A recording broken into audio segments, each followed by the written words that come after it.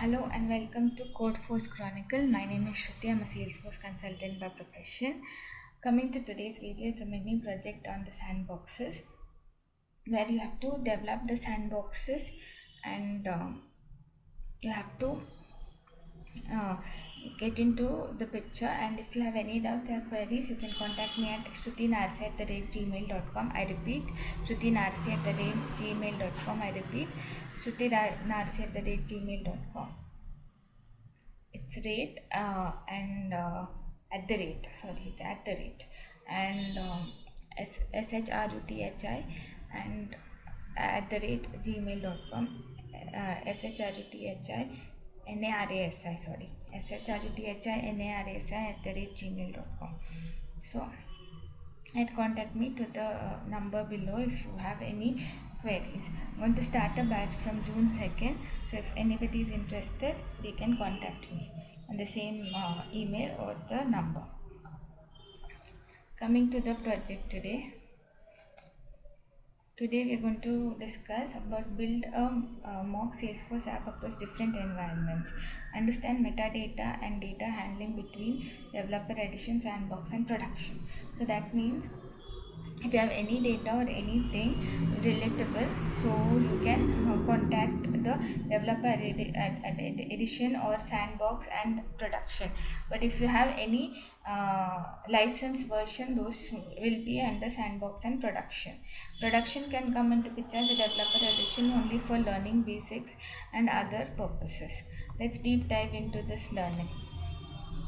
So we have different tools like Salesforce Developer Edition, Sandbox, which is a developer partial full, Salesforce CLI plus VS Code, which is optional. If you want, you can have it, or if you don't want, you don't have to have VS Code with CLI and the edition. But we have to have edition with the CLI so that the VS Code works. Chainset or ANT tool.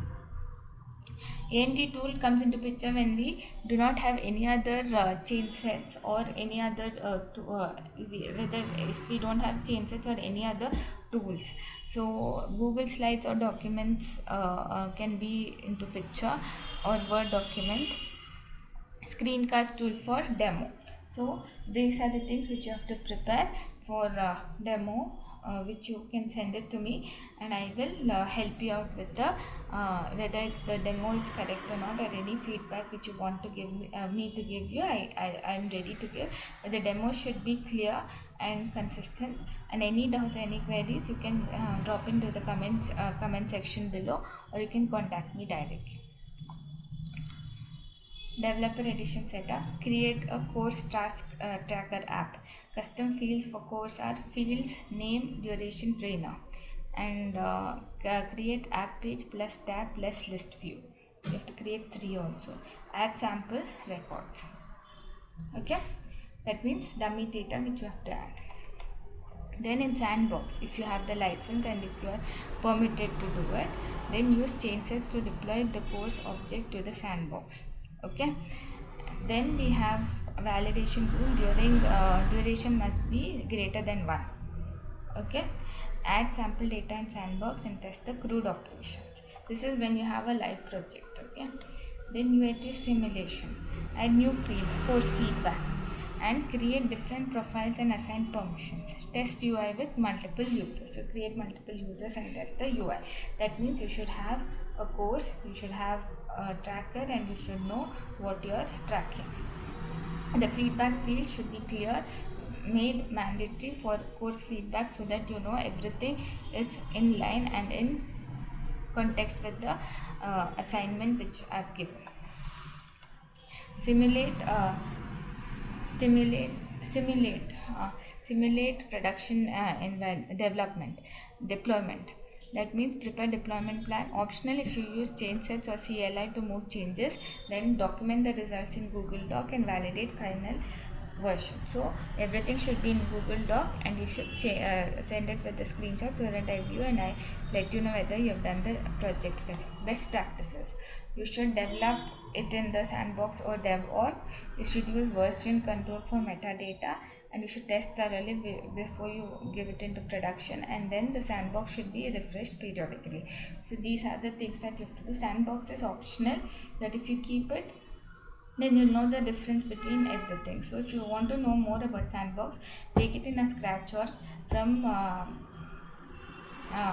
scratch out to the production. Like that you can try to use change set, but only if you're licensed, you can license versions can be of help. So you can try it in your own manner by creating it in a trailhead module and then trying it in your Sandbox, and change sets can come into picture only when you have the licensed version.